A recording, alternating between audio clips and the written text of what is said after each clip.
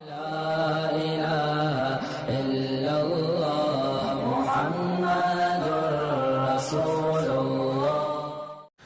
بسم اللہ الرحمن الرحیم نحمدہ و نصلی علی رسولہ الکریم اما بعد.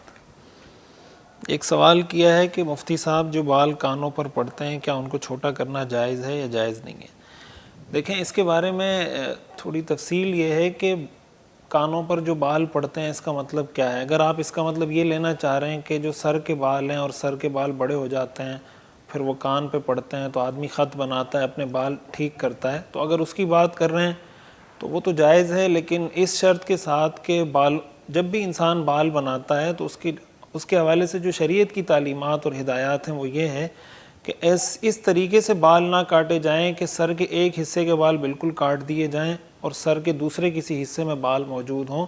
اس کو حدیث میں قزع کے نام سے تعبیر کیا گیا اور اس کو حرام قرار دیا گیا. تو اس طریقے سے تو بال کاٹنا جائز نہیں ہے. لہٰذا اگر بال کانوں کے ارد گرد سے یا سر کے ایک حصے کے بال بالکل کاٹ دیے جائیں دوسرے حصے کے بال رہیں تو یہ ٹھیک نہیں ہے. البتہ اگر خط وغیرہ بنانا ہو، بال سیٹ کرنے ہوں اس حد تک کہ کم از کم کان پہ بال نہیں آئے اور آدمی کو تنگ اور ڈسٹرب نہ کریں تو اس طرح بال ٹھیک کرنا جائز ہے. دوسری بات یہ کہ جو بال کان پہ پڑتے ہیں اور کان پہ جو بال نکلتے ہیں ان کو کاٹنا کیسا ہے، تو شرعی نقطہ نظر سے اس میں کوئی حرج کی بات نہیں ہے، اس کو بالکل کاٹا جا سکتا ہے.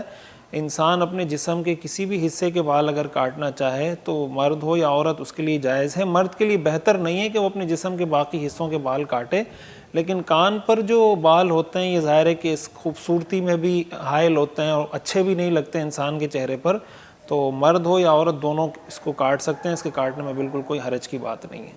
ایک صاحب نے سوال کیا ہے کہ مفتی صاحب داڑھی کتنی لمبی ہونی چاہیے؟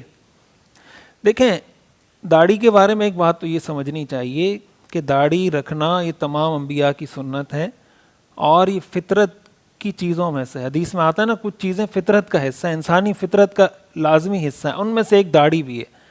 اچھا ایک بات یہ بھی سمجھنی چاہیے کہ جب یہ کہا جاتا ہے نا کہ داڑھی سنت ہے، بعض لوگ اس سنت کو اس مفہوم میں لیتے ہیں کہ اگر کر لیا تو ٹھیک، نہیں کیا تو کوئی مسئلہ نہیں.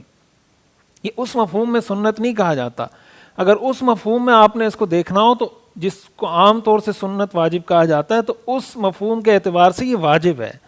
سنت اس کو اس سینس میں کہا جاتا ہے کہ حضور علیہ الصلاۃ والسلام کا طریقہ ہے، آپ علیہ الصلاۃ والسلام نے اپنی زندگی اس طریقے کے مطابق گزاری ہے. فقہی حکم، شرعی حکم اس کا واجب ہونے کا ہے کہ یہ کام واجب ہے. سنت اس سینس میں کہ یہ ثابت سنت سے، حدیث میں آتا ہے نا حضور علیہ الصلاۃ والسلام نے فرمایا مشرکین کی مخالفت کرو، مونچھوں کو کم کرو اور داڑھیوں کو بڑھاؤ. اب سوال یہ پیدا ہوتا ہے جیسے آپ نے سوال کیا کہ کس حد تک داڑھی بڑی ہونی چاہیے.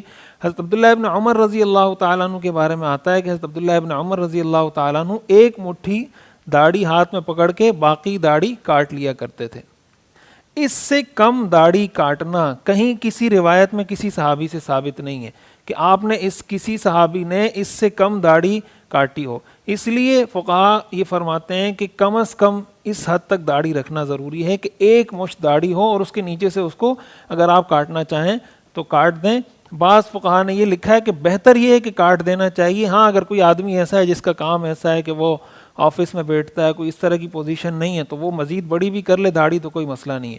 لیکن اگر وہ اس طرح کا آدمی ہے کہ اس کا چلنا پھرنا ہے جیسے سائیکل پہ جا رہا ہے، موٹر سائیکل پہ جا رہا ہے، داڑھی ایک طرف جا رہی ہے، یہاں سے دوسری طرف جا رہی ہے، تو جس سے لوگوں کو دیکھ کے خدا نخواستہ کوئی مذاق اڑانے کا موقع ملے، کوئی اس طرح کی پوزیشن بنے، پھر اس کے لیے بہتر یہ ہے کہ وہ ایک مشت داڑھی کاٹ دے. یہ اس کے لیے بہتر ہے، ایک مشت کے بعد کے جو حصہ ہے وہ کاٹ دے. اور اگر کسی ایسی جگہ پر ہے جس میں اس کو کوئی مسئلہ نہیں، وہ نہ کاٹنا چاہے تو یہ بھی اس کو اختیار ہے. بہرحال ایک مشت سے کم کرنا یہ جائز نہیں.